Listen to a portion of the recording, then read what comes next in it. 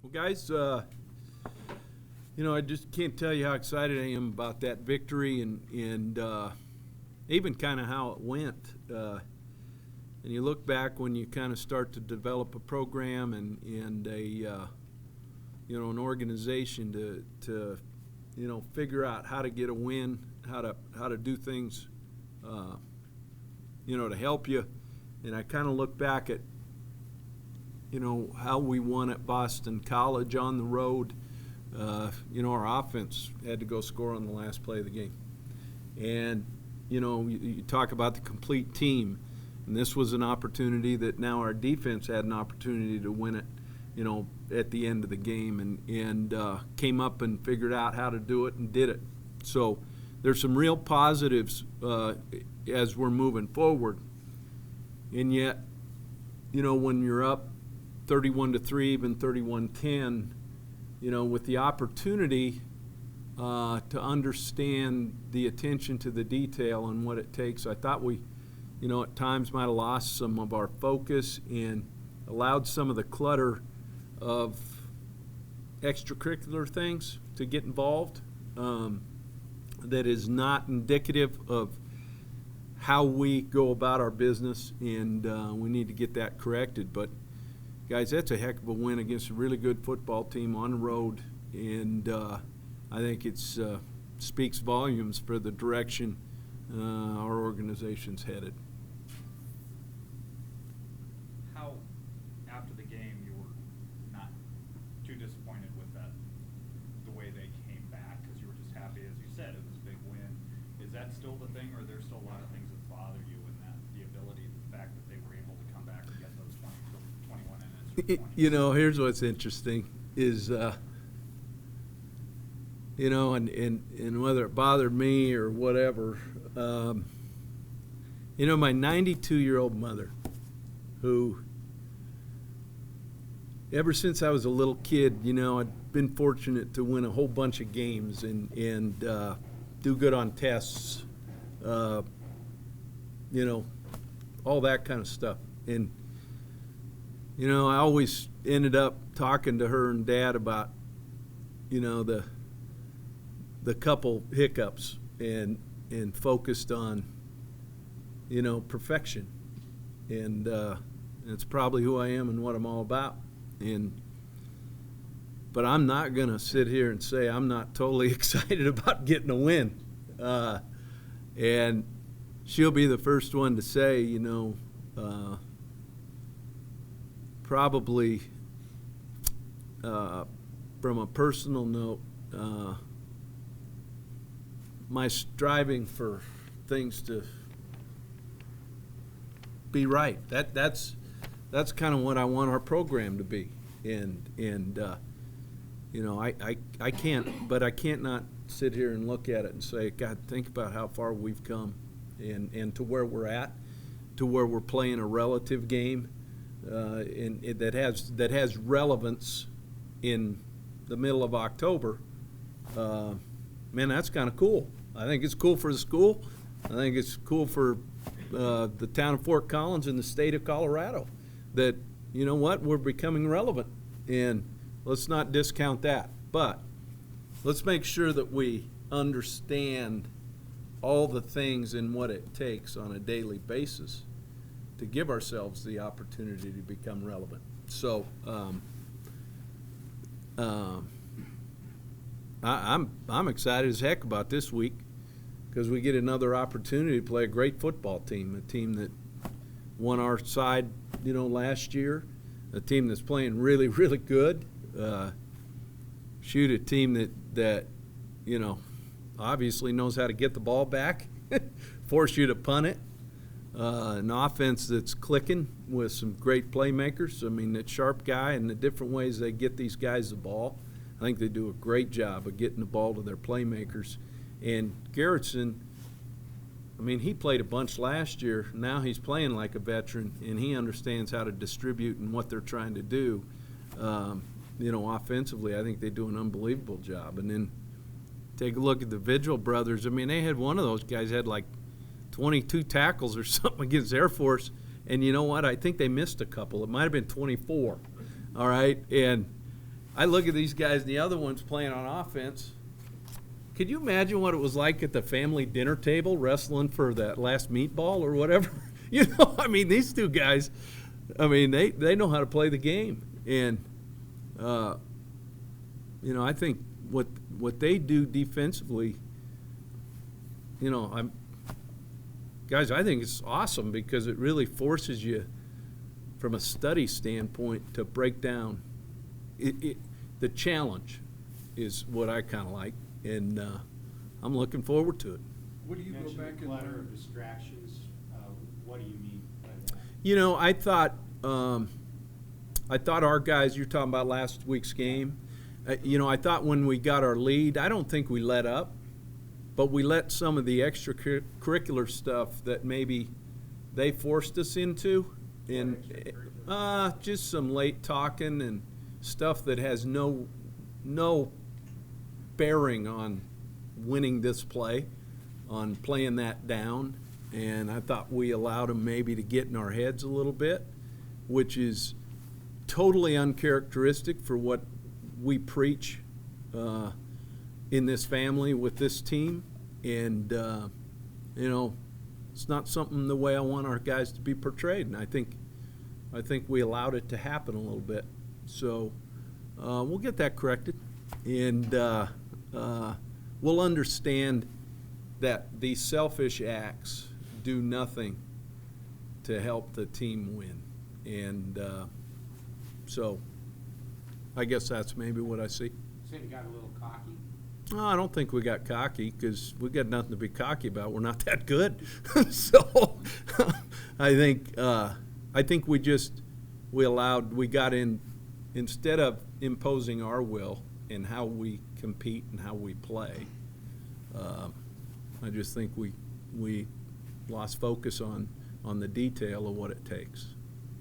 You've talked a little bit about their defense. This was in going back and learning a lot to study. What do you learn from last year's game when they shut you out? I learned that they beat our tails. I mean, it was embarrassing. They took it to us, and it's.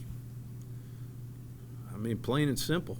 They took the game to us, and I thought we did some things defensively that were pretty good, and yet they're different this year because of some of the parts they have in they're more perimeter and speed and motion and mask with the confusion with what they're trying to do. So the discipline part for us defensively is going to be huge to handle what they do, and offensively, we can't allow all the different looks and all that, not just the detail of, hey, look, that guy's the mic, this is the protection, this is the run, this is the combination, let's go and take care of business. What does it tell you about the program? I mean, they lost Chucky again for a second straight year. They lost Kyler Fackrell, who could be their best defensive player.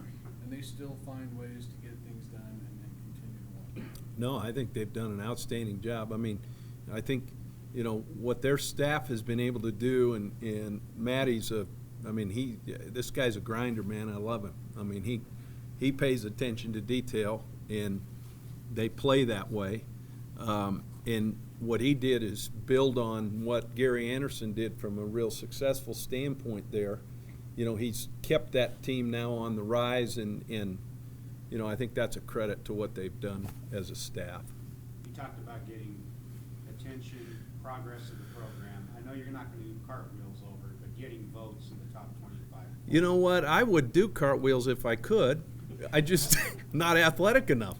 But yeah, something. But you know what? I think that's kind of neat that people are starting to take note on what we're building, and the direction we're headed. I think that's a real positive, and yet, are our guys going to look at that and think they have it made? I mean, that I think probably is the issue, where if we don't understand what got us here by now, then there's some synapses that aren't quite firing on the right levels, and I think you know what, I credit our team, man. I mean, we should feel good about where we're at. There's no doubt about it. You look at things like that happening though, but and you preach next game's a big game, every game's a big game because it's the next game. Mhm. But as you keep winning, games are going to take on even more and more importance for what it could lead to. Is your team ready for that step too? You know, I think I think it's great that they carry more so-called importance. Yet, the base fundamentals on being successful in life are broken down quite simply. You've got to do what you do every single day, no matter what it is. And that event that becomes such a big thing, who makes it a big thing? Well, I don't. It's an opportunity to go compete. And it's an opportunity to go prove yourself. And when you break it down in those, in that kind of structure, now, will our guys handle it? Well, that's why we play it, right? And yet, those are the lessons that you learn that'll help you later in life. Jim, talk about excitement growing here in Fort Collins. What are you looking forward to? It's probably going to be the most attended home game for you guys. Is there some excitement? There's a little bit of excitement. No, I don't get out this building enough, I guess. I don't know what there is. Well, also, just when you do get out, are you seeing more this year, maybe people you see on the streets? Well, when I do get out, there's usually no one out at midnight, and usually coming in at 6 in the morning. They're really, you know, I guess we don't have a milkman. I guess the milkman's with us. I don't know, but this is what it's all about. This is what we're here to build. We're here to build a sense of excitement and increase the brand of Colorado State University from a national standpoint, a statewide standpoint, and obviously up and down the Front Range standpoint, right? And this is the expectation, all right? And I'm happy that people are starting to take notice. I'm happy that we've given them some pride in their Rams, and yet, you know, we by no means are anywhere near where we're going to be in the future. And but it's a start. And yeah, I think that's pretty cool. I mean, it's homecoming.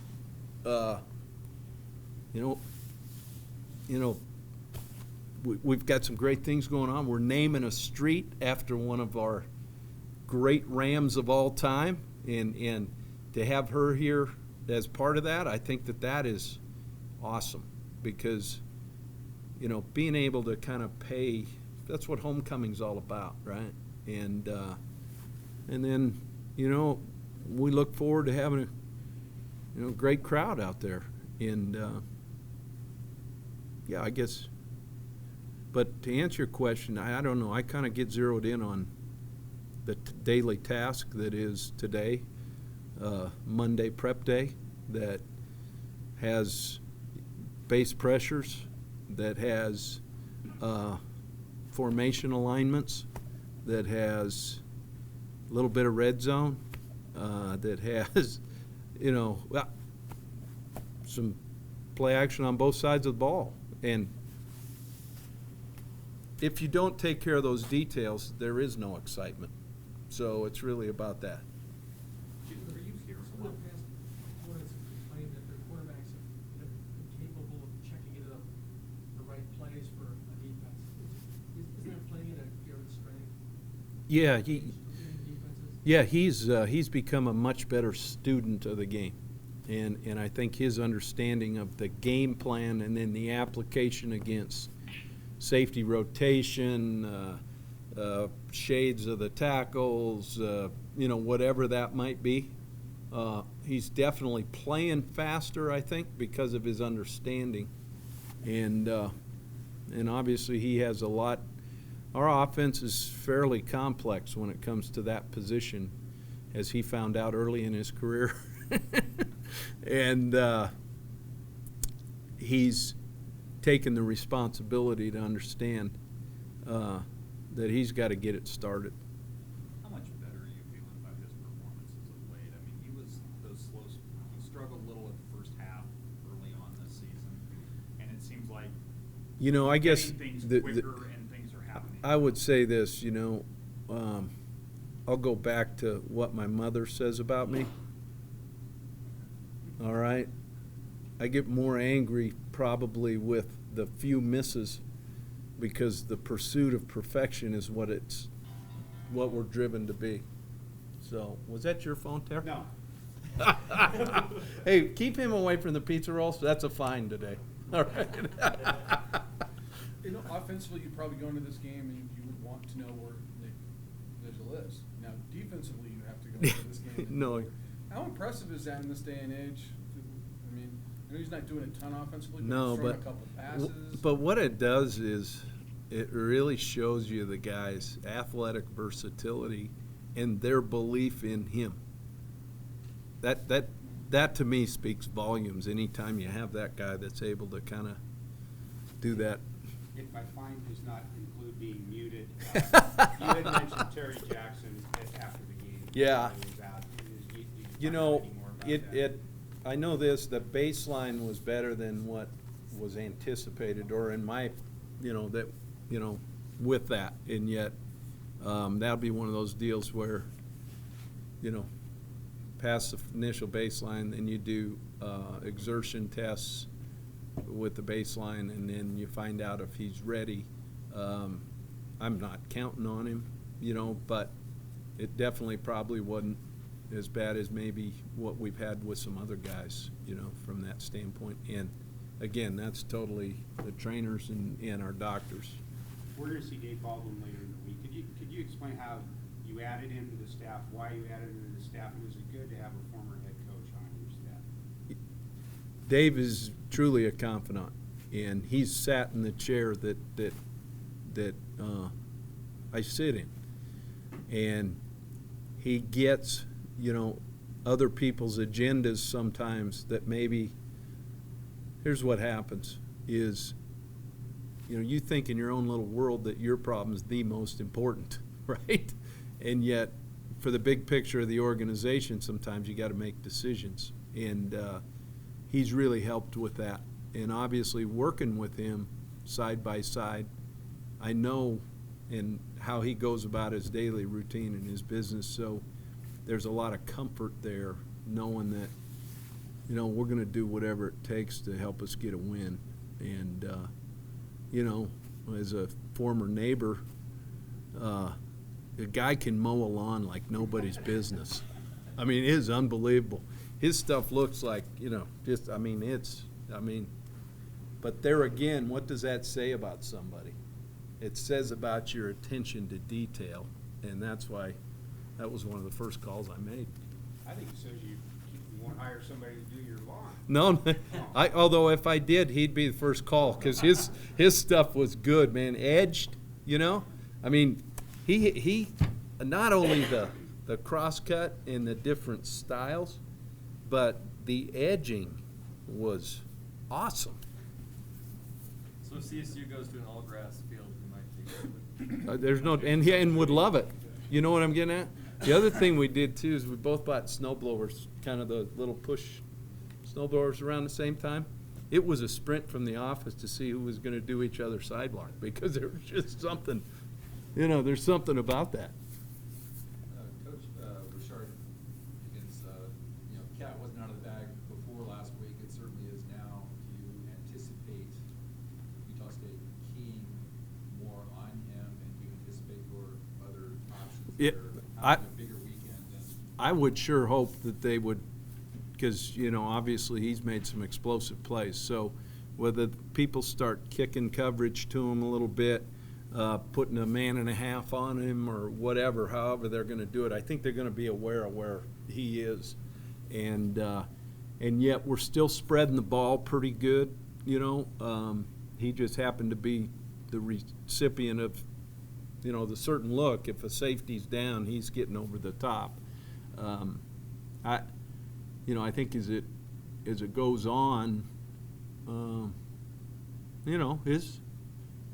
as you guys know, I thought this guy, as a couple guys that we've recruited, are explosive playmakers, and I think he's starting to show that. It'll be interesting to see kind of what we start to see from a coverage standpoint. moving forward. Did you see a little bit of that with him? Garrett said it seemed like Nevada was doing a little bit of that, keeping a little safety. Yeah, I think they kicked to him in some situations that I think early in the game we didn't, we oh, okay, that's new. Now let's talk about it. Here's the adjustment, and then I thought we made pretty good adjustments moving forward. Is that part of why Hansley got so many third down catches, is that they were focusing a little bit more on Richard?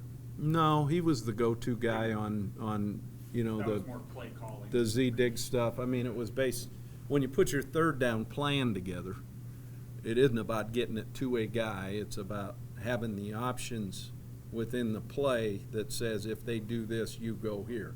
If they do that, you go here. And in this case, other than maybe the angle route, every other one was, He was a prime. he was just based on the coverage look, That's who he should be. that's where the hole should have been. And what I liked about Joe is how not only that, but he not only caught it, but how he stuck his foot and went north and south, didn't keep drifting. I thought he really played a complete game. Bernard's coming in here too. What's he mean to this team and this program as kind of a rock to? What he's been able to do, I think, in some ways, what he's done outside of the game of football speaks volumes for giving of yourself to others. And I think that's recognized, kind of the unselfish part that he's done, not only, playing what he has to do in football, but really a lot of those outside things that, he doesn't brag about. He just does. And, his reading and going and seeing kids in school and giving back, obviously his relationship with Jack Miller, there's a lot of things that he's done outside that really speaks for what kind of man he is. And I think that there's a lot of respect from our team because of that. And as a player? As a player, what he's done is he's a guy that's gifted athletically. This guy can run and jump. What he's done, and I think it showed in the last couple games, is his competitive nature, in challenging and looking to win the one-on-one. Because those guys at corner now, there's a lot of instances where it's one-on-one. And I think he really showed that, and especially in this last game, I thought he really challenged, and that's great to see. I think the play he made on the swing screen was, it's just an energy thing from the sideline. That was big. Did you get the sense your other DBs fed off that a little? Because Bernard did. He had big plays those first couple drives. He's breaking up passes. He did some really good Yeah, things. I think what has It seemed like happened. the whole secondary maybe kind of stepped up a little bit at that point. No, I would say, no doubt, you need those kind of plays to elevate, right? But, guys, we've got pretty good competition in the back end now and guys are playing that way. And that's part of building the program, is building the competition at positions. So I think DeAndre Elliott has played excellent the last couple weeks.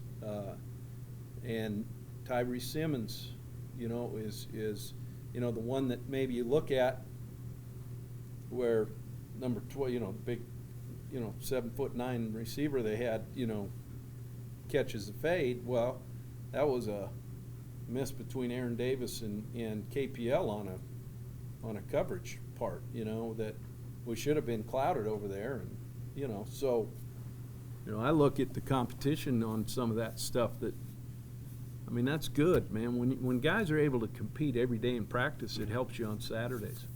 Jim, these guys showed out this team for the first time in a long while.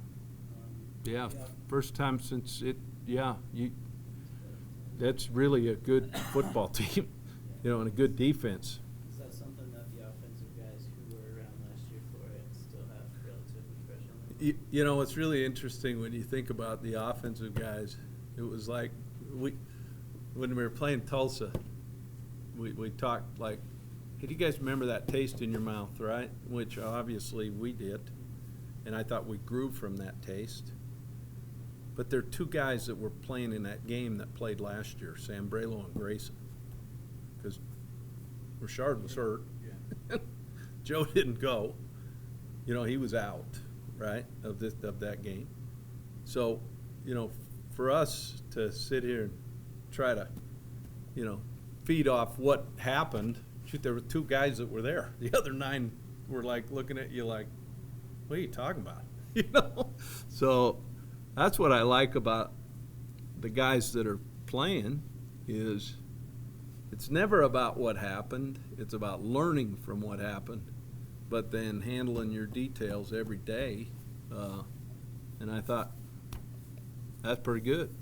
You expect Gerald to be able to play this week? I know it's Monday, but Again, I sure hope so. Guy brings a spark and an energy to us, but there again, Terry, I just, it's got to be right for him, and he's got to feel right. I have not visited with him, obviously. We didn't take him on the trip because of the short roster that we had when you travel in this conference. And so, I don't know. We'll find out today, tomorrow, Wednesday. But he'll tell us, when he's ready. And, we've got to, with J.O. going down in that game with that back, I mean, that really hurt from a depth standpoint. And I think D got wore out a little bit. And, we've got to get some guys in there to play, that give us a little juice. Was Duran not ready to play, and how much did he? Well, actually play for special teams? it was interesting because we kept kind of getting the we think he might be able to get back. I'm talking about J.O., kind of that thing's loosening up, and then we felt from a pass protection standpoint we were better with Eric in there, as shown the last week when he stepped up and did a couple of those protection things. So, we got to get the guy ready to go. How much did he play on special teams? I'm not even sure. I think maybe 1 snap, but. Because Jason should be fine this week. I don't know. There again, if they aren't ready, I mean, if you haven't figured that out by now, I'm not going to play them. So that whether they beg you to or not, right? You've got to be healthy to play the game because you put yourself at risk. Somebody else's turn to play if they can't. You want D-Hart to get to the point where there isn't this diminishing returns, he plays too much or carries the ball too much? Yeah, that's what you hope. I think his inactivity, when you look at the space of time, definitely shows. I think you see sparks, but that consistency sometimes, and by now he should be in playing shape. But there's also a physical beating you take at that position that is hard to explain. And he didn't have last week. He didn't really practice until Wednesday because of that shot he took on the punt return. On that with his back. So I'm sure glad he's on our football team. But is there a concern I about really him like wearing the down? guy, the way he plays and the way he does practice. That's good stuff. Are you concerned about him wearing down as the season continues? Well, if you got to feed a guy, 30, 40 times, whatever it is, I think those guys get beat down. Last time I checked, Earl Campbell wasn't in our meeting room. That you can hand it to 45 times, right? But, yeah. So, and that's, look, we did that everywhere I've been. You try to keep them fresh. Jim, you talked last week about you've been hearing a lot with D from folks in Alabama. What about just being 5-1? How much are you hearing from folks around the country, people you've worked with, know? It's great because you get a lot of calls from friends. Obviously the national media attention we're getting, from just people that I'd met from being there, is all, it's nice. And I think it's something that our guys should be proud of because they've done it as a team and they've built it the right way. Does that make sense? There isn't any quick fixes in this deal. And usually when you try to make quick fixes, that's when the wheels can really come off. And they haven't so far. So I'm excited for our program. I'm excited for the university. That's kind of what I was brought here to do. So. Last year when you faced Garrettson, he was just really kind of getting his feet wet. Yeah. What do you see different in him that he's actually adding to their offense? You know, he's got total command of what they're trying to do, and I think they've done a great job offensively building around his skill set and getting the ball in the hands of the guys that can make explosive plays. And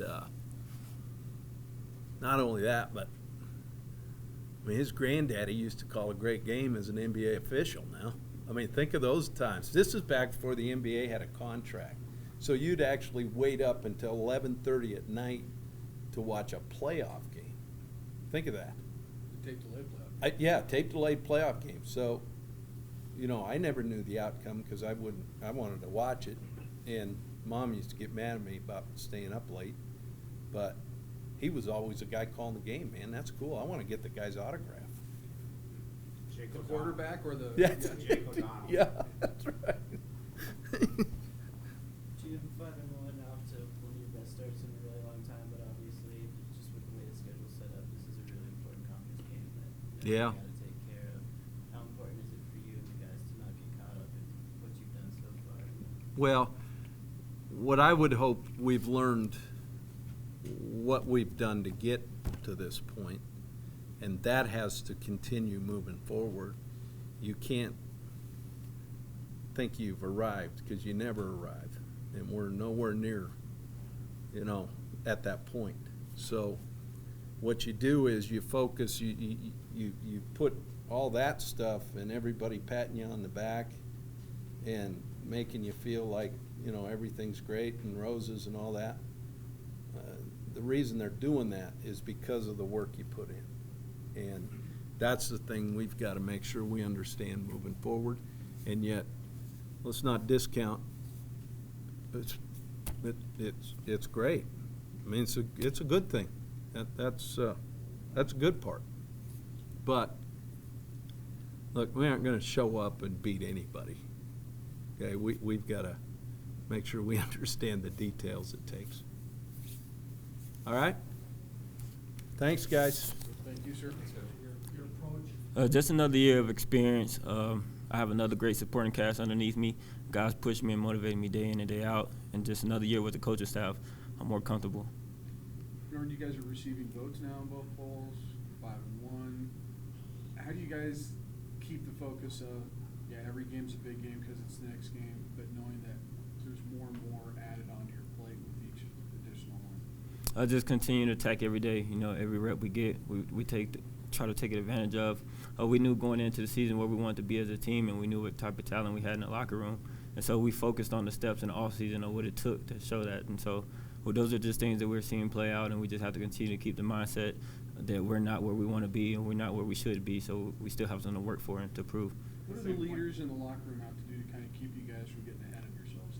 Well, we just got to keep everybody humbled, take in the blessings, but at the same time continue with the same work ethic, you know, and we have to just continue to lead by example. All that said, you're getting votes in the national polls now. I mean, have you guys noticed that and your reactions to it?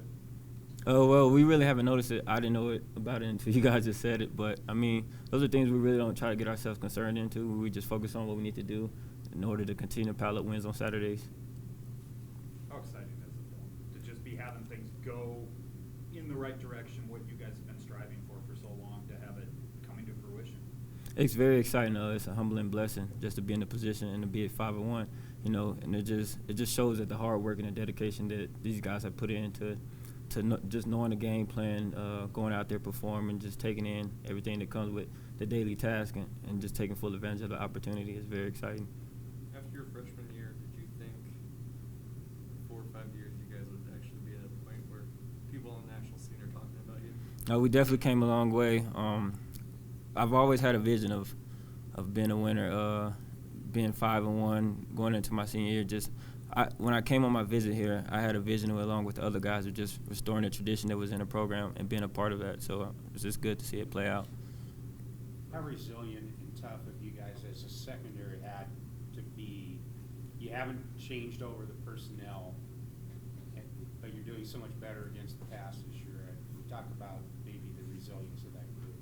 It just comes with more experience, more competition, more depth. You know, everybody knows that nobody's spot is guaranteed week by week. So with that attitude and with that mindset, we're able to compete every day at practice and take advantage of each rep, which in turn helps you, you know, become more equipped with the game plan because you're doing the extra step, you're taking the extra mile in order to make sure that you're getting that starting spot. So it's just a lot of competition back there, a lot of knowledge, and the guys are just comfortable with each other, and confidence is definitely there. Bernard, how much do you feed off what's a game when things start going the way you started out the other night? You get a big breakup early, maybe a fumble, depending on how they rule it. It just seems like you then had several plays like that in a row, almost like it just brought your game to another level. And then your teammates all started trying to match you. I mean, did you get that sense that it was kind of even more so than just going out and doing your job, but that it kind of really built on, you know, hey, I just made a big play. Like, come on, I'm ready to make another one even bigger, and just keep building on that? I wouldn't say I just kept building off of it. I try to have the mindset every game that I need to do my job to the best of my abilities. And I've been challenged by my teammates and my coaching staff to show that every rep. And, you know, those are the things that get you noticed, and those are the things that help simplify things for the guys around you. And so anytime you can take advantage of man-to-man coverage and pretty much contain one side of the field, you know, it opens up the packages for other guys to go blitz, or just, you know, it just opens up the playbook a little bit for everyone else. Did you guys do more one-on-one coverage this game? Is that maybe why it showed more, or was it just a matter of you were better in one-on-one coverage? We just stayed the same. You know, every game we try to challenge the receivers out on the perimeter, and it just so happened that Nevada liked to pass the ball a lot more than teams we saw this far in the season. How much did you see like yards in your impressions? Well, we had the opportunity to play against him last year. Chucky Keaton was out at that point. He was a good quarterback, talented kid. He was patient. He knew how to read through his keys and everything. So first impressions are we have to remain disciplined with our eyes. Watching him against BYU, they did some things that we didn't see from them last year. So I mean, it just remains comes to being disciplined with our technique, our eyes, being sound with our communication, and just staying on our P's and Q's for 4 quarters. Are they in some ways a more dangerous offense with him than they even were with Chucky because of his quick strike ability to go deep and get the big ball at any time? They didn't seem to try that a lot with Chucky. More dangerous, I don't know about that, but they're just as talented. I can say that much. With Chucky, you have the added dimension of he can run the ball at any given second, but this quarterback has great escapability, and he's not afraid to tuck it and run it. So. Feel like there's any added pressure on the defense this year because, you know, last year offensively we struggled against Utah State. Are you guys hopeful that we can, you know, perhaps give the offense a break and get those turnovers to make a bigger difference in this year's game? Well, every game we go in with a mindset that it's going to be the defense that determines the outcome. You know, we like to go into a game thinking as a defense we only need 3 points to win a football game. And so if the score is 3-0, then we've done our job and we can't be mad at anything. We've talked about and written about your off the field involvement in the community, but how much do you have to scale it back during the season, or are you still doing it now? I don't really have to scale it back at all. A lot of the times when I get contacted, it's around my class schedule. I only have a few classes, so I have a lot of free time in between weights and practices. So I'm not scaling it back at all, actually. What do you get from that interaction? Especially you do a lot with kids in the community. What do you get from that? What's it mean to you? It means a great deal. It's like a connection with my grandmother. I feel like I'm the same person she was in terms of just being able to interact with different personalities and different age groups. It's just a chance to open up my eyes and realize that with this platform I can touch the lives of many people, and that's a huge blessing. Does it make you appreciate the opportunities you have as a football player more? Oh, definitely. You're out there doing those things and realizing it? It just makes me appreciate everything that I have and everything that I don't have as well. You know, you just get the opportunities to learn stories about so many kids that just look up to you just because you play football. And so it just gives me a whole new meaning to the game and to life itself. Anything else for Bernard? Thank you. The business attitude, but are you starting to enjoy this a little more and relish it? You know, it's always more fun to win games, obviously, but, you know, as a team, we're still working to get better every week, and really we're staying focused on, you know, making it to that Mountain West Championship and win that game and then going on to win a bowl game. So we got a lot of work to do to accomplish that, but obviously it's more fun to win. How exciting is it to be in this position, though? You're 5-1, you're going to play the defending division champion, and you are very much in the hunt for that title yourself. There's a lot riding on this game. Yeah, I mean, it's a lot of fun. The buzz around Fort Collins is good. Just getting an opportunity to play Utah State in the position that we're in at home is going to be a lot of fun. It's going to be a huge game and a good atmosphere, so we're all really excited about it. What's the key, though, for this team not getting ahead of itself? I mean, with each win that you get, the next one, there's more riding on it. How do you not get ahead of yourself with that? I think as a team that we all understand that. We haven't arrived as a team yet, and we still got a lot to do. And I think the team knows that. Coach Mack emphasized that every week you just got to work to get better for that week and go win that game. So, as a team, to be honest, we're not letting it get to our heads at all. We're just still focused on winning the next game. What are you expecting the atmosphere at Hughes to be like this weekend? From what I hear, it's supposed to be pretty good. I've heard that there's a good buzz around town. As players, we try to kind of, stay away from it and not get too caught up in what it's gonna be like. But from what I hear, it's gonna be pretty good. So it'll be a lot of fun to go out and play Utah State. How scary for you, if at all, was going through the injury, the concussion? That was my first concussion, so it was a little different for me, obviously, as I've never had one before. But it was mild. It wasn't that bad, so I got through it, and I'm okay now. What do you remember about playing against Utah State's defense last year? What makes them so good? They were fast. They're big, fast, and strong. A lot of teams that have a lot of athletic guys, sometimes they're not as disciplined or they just play by themselves. But Utah State, they got a bunch of big, athletic, fast guys that play as a team, and they're pretty sound in what they do. So we'll definitely have to be on our A game when we go out and play them. From what your memory of that game, how much of a factor was that? There was that cold, nasty wind. You guys obviously were struggling to move the ball. How much did that hinder the passing game to maybe get that offense jump-started? Because other games where you had run into that trouble, you guys were able to finally kind of get the passing game going and start to pass up. I'm not really going to make an excuse for the wind. Last year, I just don't think we came out and played to our potential, and obviously we lost. So we're excited to get another chance at them, and the stage couldn't be really set any higher for us as a team. As this is a huge win, if we can go out and get a W, then it'll obviously propel us forward to get into that Mountain West Championship, which is our ultimate goal. You've been around Garrett Grayson for a while now. What have you seen in his development from over the last couple of years to what he's become now for this team? He's just learned the offense a lot more now. He's able to, in the huddle, he can talk about the play more in depth, and he knows what everyone's doing on the field. He just basically has a better understanding of the offense now that we're in our third year with Coach Mack. So I think he's just developed as a quarterback as far as making the reads and knowing what everyone's doing on each play. Does he seem to make the reads quicker now?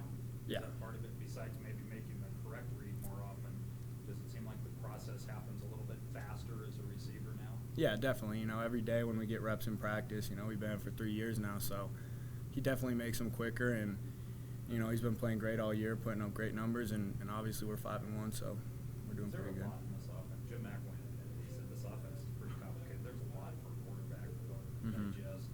Do you think that's part of it?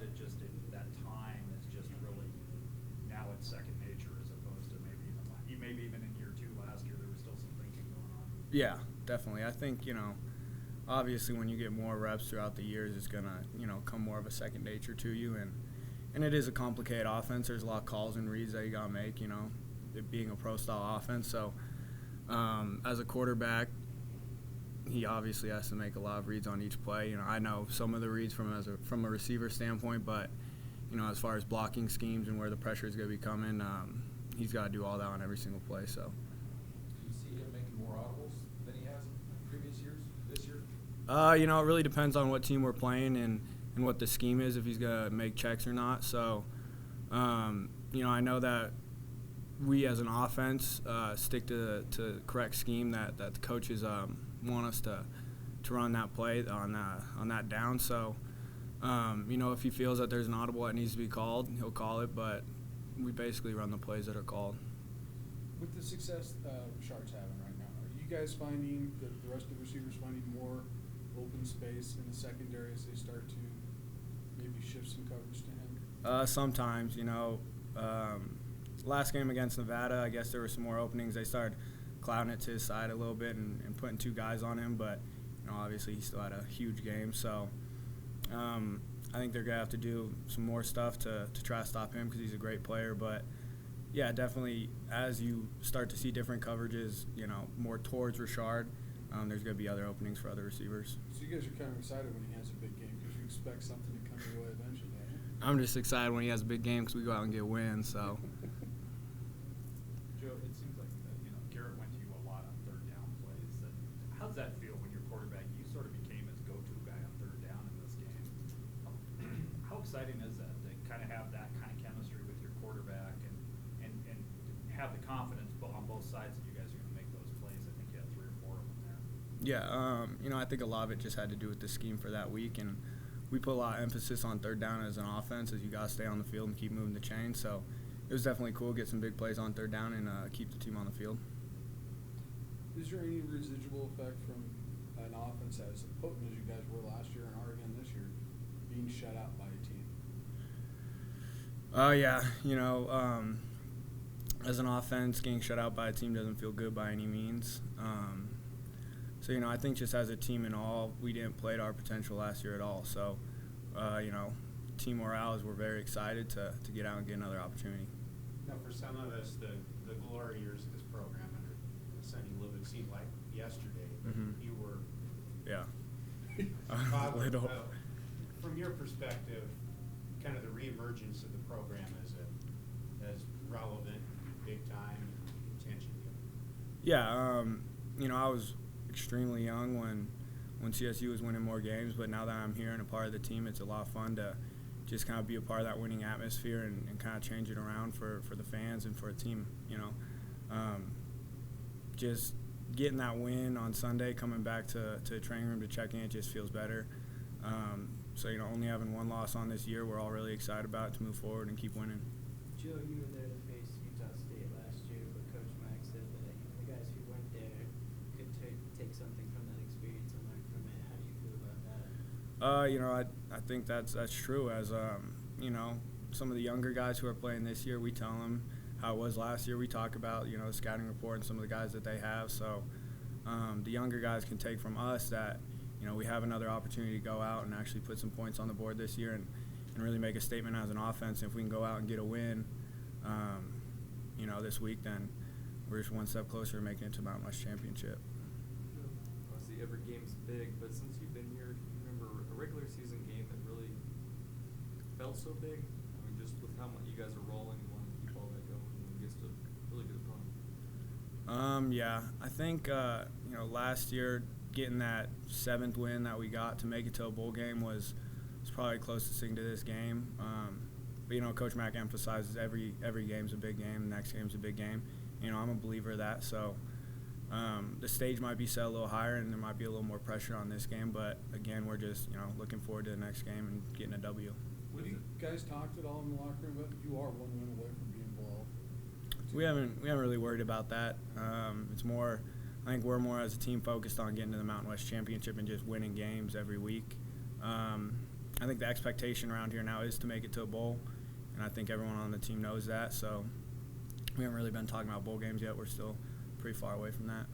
Is there a different attitude in the locker room this year as you talk about these things compared to what there was last year and such? Maybe a little bit. You guys have to tone it down more almost and just make sure you don't get caught up in what you're doing? Yeah, I think with guys that we have on the team, that's just the character of a lot of the players. They don't get ahead of themselves, and we just really focus on the next game, to be honest. I know it sounds cliche, but, in the locker room, we're not, talking about bowl games or anything like that. We're really just excited to go out and compete against Utah State this week. Do you think that would have been the attitude, though, if 2 years ago you guys had been 5-1? Might have been a little different because that was the first year. 3 years that Jim McElwain's been But yeah, I his think, coaching staff. as a coach, Coach Mack has kind of like, I don't want to say pushed it on us, but we've embraced the fact that you got to be humble each week and really just focus on that next opponent. Jim did say the key to continuing to move forward is remembering what got you here, those little details. Do you feel like that's the personality of this team anyway right now? Yeah, I do. Last week we had we had a great week of practice, and that's kind of what Coach Mack emphasizes. You got to practice and prepare every single week to go out and get a win, and I think everyone on the team has really bought into that and understands that if you go out and have bad practices during the week, then that's how you're going to play. I know a lot of people say you practice like you play, but this year we've really seen that as a receivers core. In practice, if we drop some balls on some long passes or something like that, sometimes it happens in the game. So. Anything else from Joe? Good, so appreciate it, Joe. Thanks.